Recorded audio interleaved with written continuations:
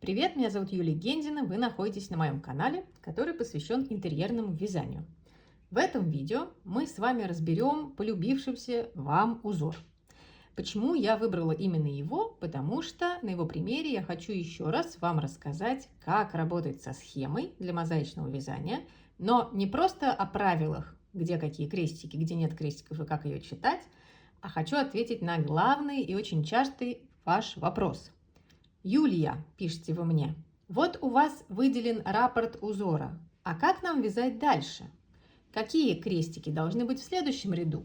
Надо ли вязать следующий после раппорта узор как первый ряд? Или как второй? Или как третий? Как в этом разобраться? Давайте на этом примере еще раз все подробно разберем. Сразу хочу сказать, что разбирать будем подробно, опять затронем тему крестиков, будем их расставлять, на образце посмотрим, как все это выглядит. Поэтому, если вам эта тема знакома, то дальше ничего нового для вас не будет. А если не знакома, усаживайтесь поудобнее. Итак, вот перед нами схема. Вы распечатали эту схему, или вы вяжете с планшета, или с компьютера, или с телефона, неважно. Вы видите на этой схеме выделенный вот такой вот раппорт. Что такое раппорт? Раппорт – это часть рисунка, которая повторяется по горизонтали и вверх по вертикали. Зачем вообще я выделяю вам раппорт? Затем, чтобы вы видели эту часть рисунка и чтобы могли повторить легко этот рисунок во всех его направлениях. Чтобы вы видели, собственно, большой он или маленький этот раппорт, чтобы вам легче было дальше вязать, понимая, где находится граница этого повторяющегося элемента. Например, в данном случае у нас раппорт по ширине и по высоте равен 20. То есть каждые 20 петель мы вяжем одно и то же. Каждые 20 рядов мы вяжем одно и то же. Что значит одно и то же? Это значит, что у нас петли, которые мы будем провязывать, они будут теми же самыми. Например, вот возьмем третий ряд. Вот мы в третьем ряду провязали эти столбики с накидом, и между ними столбики без накида в нужной последовательности. Дошли до конца раппорта. Да, вот мы его целый связали. А потом мы начинаем со следующей петли вязать так же, как начинали, собственно, наш раппорт. То есть опять у нас будет здесь крестик, как был здесь крестик, здесь не было крестика, как здесь не было, здесь опять крестик, как здесь.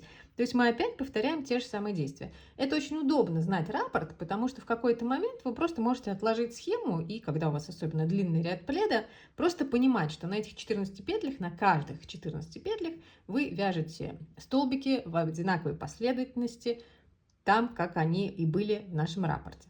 То же самое по рядам. Вот мы провязали с вами нужное количество рядов, и дальше вы знаете, что со следующего ряда у нас рисунок повторяется, то есть он такой же.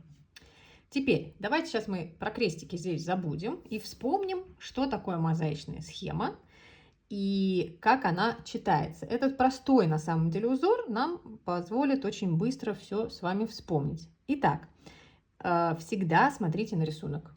Вот прям вот посмотрите на него. Посмотрите внимательно на элементы, которые в нем есть. Это геометрический рисунок, да, у него в основе вот такой вот квадрат. Этот квадрат немножко развернут, да, то есть он может быть повернут углами, да, в левую сторону, может быть повернут углами вниз, может быть повернут углами в правую сторону или наоборот вверх. Собственно, сопоставление вот этих в разные стороны развернутых квадратов и дает нам такой оптически интересный эффект. Зачем надо посмотреть на рисунок? Затем, чтобы его увидеть, чтобы не вязать просто по крестикам, как по какой-то неизвестной мантре, а чтобы видеть, что у вас получается, чтобы сравнить на вязаном полотне и на рисунке то, что у вас есть, и понять, вы в нужном направлении двигаетесь или не в нужном. Итак, вот начнем с первых рядов. Да, вот мы не берем, сейчас я прям закрою даже, вот закрою моим образцом, который я связала. Мы не берем сейчас наш раппорт, вот, который уже размечен крестиками, а посмотрим, что у нас здесь есть. Итак, как я вам уже рассказывала, если мы видим, что клетка, вот, например, мы берем вот этот ряд, если мы видим вот в данном случае клетку темного цвета, если она опускается еще на 2 клетки вниз, это значит, что в этом месте мы провязываем столбик с накидом. То есть вот наша клетка, она такого же цвета, имеет еще 2 клетки вниз. Всего 3 клетки. 1, 2, 3. Это значит, что в этом месте у нас провязывается столбик с накидом. И это значит, что в этом месте мы можем смело поставить крестик. Следующую клетку смотрим. Тоже клетка темного цвета, но она здесь стопорится. Ей не дают опуститься, потому что под ней две клетки белого цвета. Они ее тормозят, да? Они ее стопорят, не дают опуститься вниз. Значит, здесь не будет столбика с накидом, здесь будет столбик без накида, провязанный за дальнюю стенку. Следующий, опять, раз, два, спускаются вниз. Значит, ничего ее не стопорит.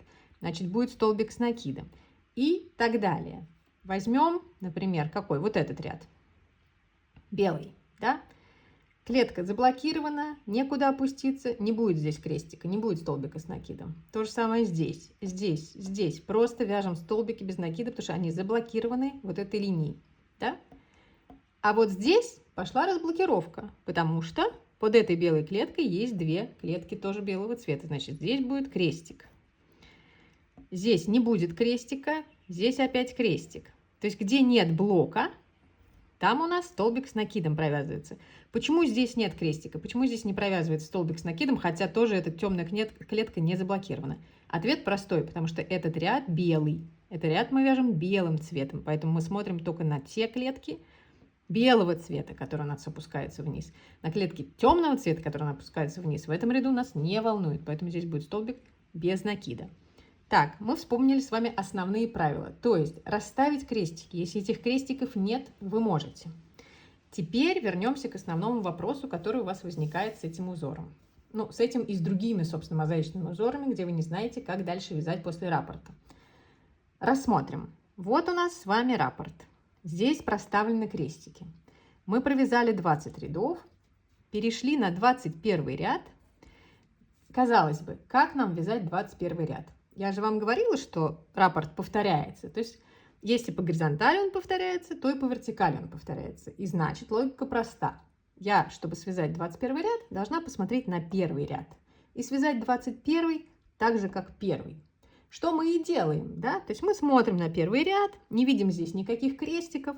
И провязываем 21 тоже без всяких крестиков. Потом наступает 22 ряд. Опять же, мы логически думаем, ага, 22 мы вяжем как второй. Смотрим, во втором тоже никаких крестиков нет, и мы вяжем 22 без всяких крестиков. Потом приходит 23 ряд. Мы смотрим на третий, здесь уже крестики у нас проставлены, и мы их переносим, эти крестики, в уме или прямо на бумажке, вот здесь вот, да, и начинаем вязать вот здесь вот, да, вот эти вот крестики. И дальше вяжем. А потом мы приходим с вопросом, а почему у нас сбился рисунок? Почему в этих двух рядах у нас, которые мы провязали без столбиков с накидом, у нас какие-то странные две полоски, которые прерывают вот здесь рисунок. Давайте разберемся, почему это происходит. Во-первых, смотрим на элемент. Дело в том, что в раппорт может попасть не целиком весь узор. Раппорт – это же повторяющийся элемент рисунка. При соединении раппортов по горизонтали и по вертикали рисунок сложится воедино. Но в самом раппорте рисунок может быть обрезан, как у нас здесь и произошло. Видите, вот этот, например, элемент у нас целиком, хотя без верхних границ. Вот этот элемент у нас с лишними вот этими частями, да, явно от других квадратов. Вот этот элемент у нас вошел в раппорт только частично, только на 2/3. Видите? То есть здесь не хватает явно чего-то, не хватает его верхней части. И получается, что если мы, не подумав, провязываем следующие два ряда, как первый и второй, то мы как раз и обрубим вот эту вот верхнюю часть, вот у этого элемента. И просто провяжем два ряда обычных и не сможем потом соединить, собственно, этот раппорт с тем, который будет наверху. Почему так происходит? Потому что на первые два ряда смотреть не нужно.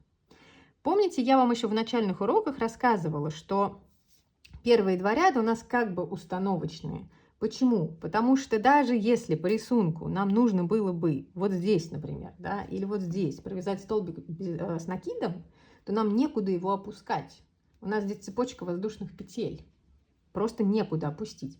Равно как и во втором ряду. По идее, да, вот здесь бы нам проставить крестики, имея в виду, что вот этот вот элемент, это вот он, это верхушка. То есть представьте, что этот раппорт у нас вот здесь, да, как будто бы ниже в нашем пледе, да. То есть вот эта часть, это как раз недостающая от этого вот квадрата. И, казалось бы, здесь должны быть крестики, но опять же, у нас здесь цепочка воздушных петель темного цвета, у нас нет белого цвета. Нам некуда пока опустить эти столбики. Поэтому первые 2 ряда у нас вяжутся просто столбиками без накида. Но это касается только первых 2 рядов. Далее, продолжая уже вязать раппорт наверх, нам нужно посмотреть на рисунок и увидеть, что на самом деле действительно нам нужно повторить этот рисунок с самого начала, этот раппорт, но не забыть про крестики. То есть нужно увидеть, что вот в 21 ряду у нас темная клетка, ее ничто не блокирует, значит, здесь должен быть крест, уже первый, да, который сформирует вот эту вот полоску, продолжит ее. Здесь у нас клетка заблокирована, здесь заблокирована, заблокирована. Опа, опять должен быть крест. Заблокировано, опять крест. То есть, если вам не видно по полотну, да, что здесь нужно продолжить этот рисунок вверх, что он еще не закончен, то посмотрите на схему и проставьте эти крестики сами. Вот здесь вот. Да? Вот, то есть получилось, что нам все-таки в этом ряду нужно провязать столбики с накидом, чтобы продолжить вот эти вот линии. В 22 ряду нам нужно провязать столбики с накидом, чтобы продолжить вот эти белые линии. Да? То есть вот они были бы здесь, если бы нам было куда их опускать. И тогда уже 23 ряд мы спокойно вяжем как 3, потому что здесь у нас уже все проставлено, потому что есть куда эти столбики опускать. Потому что вот у нас первый ряд, и в него мы уже опускаем столбики темного цвета. Соответственно, дальше 24 ряд мы вяжем как 4, 25, как 5 и так далее. Но прежде всего я хочу, чтобы вы всегда смотрели на рисунок. Связали раппорт, нашли тот элемент, который будет сейчас у вас следующим идти, нашли его на полотне, посмотрели, как должен выглядеть рисунок, и только потом приняли решение о том, как дальше вязать. Вот сейчас я вам покажу на образце, который я сегодня утром как раз связала для вас, чтобы это продемонстрировать. Вот это те самые 20 рядов, да, вот они провязаны. Вот у меня начальный ряд, моя там цепочка, да, воздушных петель. Видите, здесь в белом цвете нет вот этих крестиков, нет их здесь, потому что некуда их еще здесь опускать. Но когда я сейчас буду вязать 21 ряд, да, я не могу просто провязать ряд без столбиков, потому что тогда у меня не продолжится вот эта линия, у меня не продолжится вот этот элемент, вот этот и вот этот. Вот этот сам верхний квадрат у меня останется обрубленным. Я этого допустить не должна. Поэтому я должна увидеть, что и на схеме, и на своем полотне, что мне не хватает ровно вот в этих 2 рядах как раз недостающего элемента. И его здесь я и должна провязать. Важно смотреть, важно видеть. Важно понимать, что первые 2 ряда, они действительно могут быть без крестиков, но это не значит, что нужно их также без крестиков вязать и далее. В очередной раз вас очень призываю посмотреть урок о том, как расставлять крестики на мозаичных схемах. Понимаю, что это нелегко, что проще вязать уже по готовому, когда все за вас расставлено. Но если вы научитесь видеть рисунок, то вам это даст гораздо больше возможностей, абсолютно точно. Более того, вы сможете вообще вязать без схемы, вы сможете видеть рисунок лучше, вы сможете сами вывязывать свои узоры, не будете привязаны к крестикам. Сколько я получаю просьб, а проставьте еще крестики, а проставьте еще на несколько раппортов крестики. Вязать по полотну гораздо легче, поверьте мне. Тут нужно немножко просто потренироваться. Тем более на таких несложных, на самом деле, рисунках, где много прямых линий. То есть это не зашивная мозаика, где там много, например, подряд столбиков с накидом и сложные рисунки. Там, это простая геометрия, где как раз удобно тренироваться. Итак, в заключение, краткий синопсис. Значит, первые 2 ряда у нас установочные. Там может крестиков не стоять, потому что их просто некуда опускать. Соответственно, когда мы вяжем первые 2 ряда после нашего раппорта, да, вот вверх, нужно посмотреть на рисунок, увидеть вот этот вот элемент и понять, если в нужном ряду нужного цвета нет заблокированных клеток. Если есть куда опуститься, значит, надо провязать там столбик с накидом. Если клетки заблокированы вот здесь, как здесь, да, клетка белого цвета не опускается вниз, значит, здесь мы вяжем столбик без накида. 2 ряда провязали, и дальше уже с 3-го ряда, да, вяжем. Если нужно смотреть на схему, то вяжем, соответственно, сопоставляя, да, каждый ряд схемы. Вы довольно быстро уже на полотне будете видеть, где какой столбик нужно провязать.